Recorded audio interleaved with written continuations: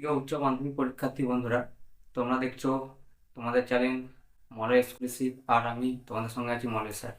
চলো বন্ধুরা, তোমাদের 2024 সালে বাংলা পরীক্ষায় গল্প ও কবিতা থেকে যে দুটি অধ্যায় থেকে বড় প্রশ্ন তোমাদের আসতে চলেছে, সেই দুটি অধ্যায় তোমরা দেখে নাও। যে অধ্যায়গুলো থেকে তোমরা যদি প্রশ্নগুলো ঠিকঠাকভাবে রেডি করতে পারো, তো আশা রাখি এই দুটি অধ্যায় থেকে তোমরা 2024 সালে বড় প্রশ্ন অতি অবশ্যই কমন পাবে। তো দেখো, তো তোমাদের বাংলা গল্প থেকে শুধুমাত্র একটি অধ্যায় যদি তোমরা ঠিকঠাক করতে পারো, ভাত, তো তোমরা নিশ্চয়ই পরীক্ষায় কমন পাবে। তো এই ভাত থেকে যে 5টি প্রশ্ন আমি তোমাদের জন্য রেখেছি, সেই 5টি প্রশ্ন তোমরা একটু দেখে নাও। প্রথম প্রশ্নটি হলো, দাঁতগুলো বের করে সে কামটের মতো হিংস্র ভঙ্গি করে। কে কার প্রতি এরূপ আচরণ করেছিল, তার এরূপ আচরণের কারণ বিশ্লেষণ করো।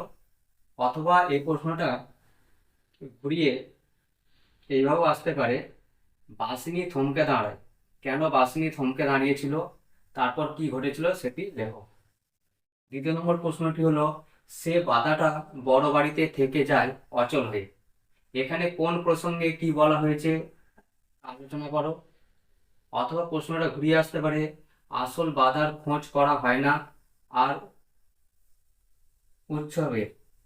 অথবা বাধার ভাত খেলে তবে তো সে আসল বাধাটার খোঁজ পেয়ে যাবে একদিন। এই তিনটে প্রশ্ন ঘুরিয়ে ফিরিয়ে তোমাদের উত্তর একই হবে। তো তোমরা ঠিকঠাক করে এই তিনটে প্রশ্নের উত্তর লেখার চেষ্টা করবে। 3 নম্বর প্রশ্নটি হলো, যা আর নেই, যা ঝড় জল মাতলার গর্ভে গেছে, তাই খুঁজে খুঁজে উৎসব পাগল হয়েছিল।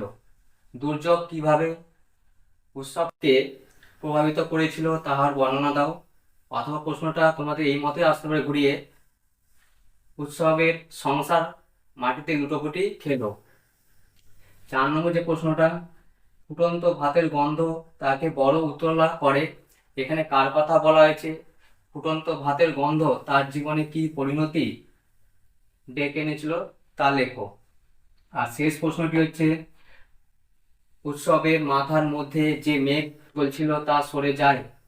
অথবা সে বুঝতে পারে সব ভাত ওরা পথে ফেলে দিতে যাচ্ছে। তো বন্ধুরা, এই 5টি যে প্রশ্ন তোমাদের ভাত গল্প থেকে আমি দিয়েছি, এই 5টি প্রশ্ন তোমরা অবশ্যই প্র্যাকটিস করবে। তার মধ্যে 1, 2 এবং 3 অত্যন্ত গুরুত্বপূর্ণ। এবারে আসছে তোমাদের কবিতা থেকে একটি মাত্র অধ্যায় তোমাদের জন্য আমি নিয়ে এসেছি, তার নাম হচ্ছে মহুয়ার দেশ। তো তো এখান থেকে যে প্রথম প্রশ্নটি হচ্ছে, আমার ক্লান্তির উপরে ঝরুক মহুয়ার ফুল, নামুক মহুয়ার গন্ধ। এখানে আমার বলতে কার কথা বলা হয়েছে, বক্তার এমন কামনার কারণ কি তা লেখো।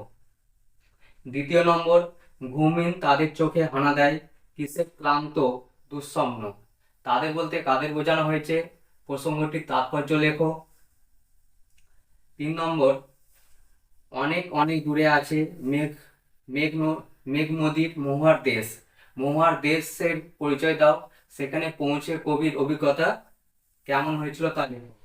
4 নম্বর, এখানে অসহ্য নিবিড় অন্ধকারে মাঝে মাঝে শুনি। এখানে বলতে কোন স্থানের কথা বলা হয়েছে, এখানে কি দেখে শুনে কবির অসহ্য লাগে। অথবা কোশ্চেন এইভাবে আসতে পারে, মহুয়া বনের ধারে কয়লা খনির গভীর বিকট শব্দ। এই প্রসঙ্গটির তাৎপর্য ব্যাখ্যা করো। তো বন্ধুরা, তোমাদের এই গল্প থেকে শুধুমাত্র ভাগ এবং হচ্ছে কবিতা থেকে শুধুমাত্র মহুয়ার দেশ, এই দুটো অধ্যায় যদি তোমরা ভালো মতো তৈরি করতে পারো, তাহলে তোমাদের ফাইনাল পরীক্ষায় তোমরা এই দুটো অধ্যায় থেকেই পরীক্ষায় কোশ্চেন কমন পাবে।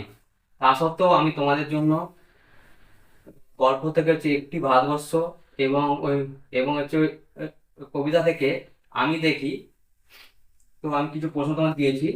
যেমন হচ্ছে ভারতবর্ষ থেকে 1 নম্বর যে প্রশ্নটা, শেষ রোদের আলোয় সে দূরের দিকে ক্রমশ আবঝা হয়ে গেল, কার কথা বলা হয়েছে, সে ক্রমশ আবঝা হয়ে গেল কেন। অথবা প্রশ্নটা তোমাদের ঘুরিয়ে দিতে পারে, হঠাৎ বিকেলে এক অদ্ভুত দৃশ্য দেখা গেল, একই উত্তর হবে, আর 2 নম্বর প্রশ্নটা তোমাদের জন্য রেখেছি, যেটা সেটা হচ্ছে, সেই সময় এলো এক বুড়ি, বুড়ির চেহারার বর্ণনা দাও, গল্পটির শেষে বুড়িটির ভূমিকা লেখো।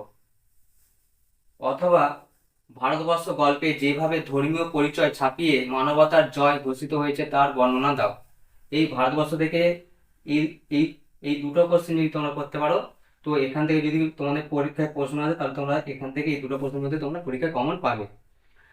আর কবিতা থেকে হচ্ছে আমি দেখি, তো এখান থেকে একটি প্রশ্নকে যদি তোমরা ঠিকঠাক করতে পারো, তাহলে তোমরা এখান থেকে অতি অবশ্যই কমন পাবে। যেমন, গাছ আনো বাগানে বসাও, অথবা আমার দরকার শুধু গাছ দেখা, অথবা আরোগ্যের জন্য ওই সবুজের ভীষণ দরকার, অথবা শহরে অসুখ হাঁ করে কেবল সবুজ খায়, এর তাৎপর্য বিশ্লেষণ করো।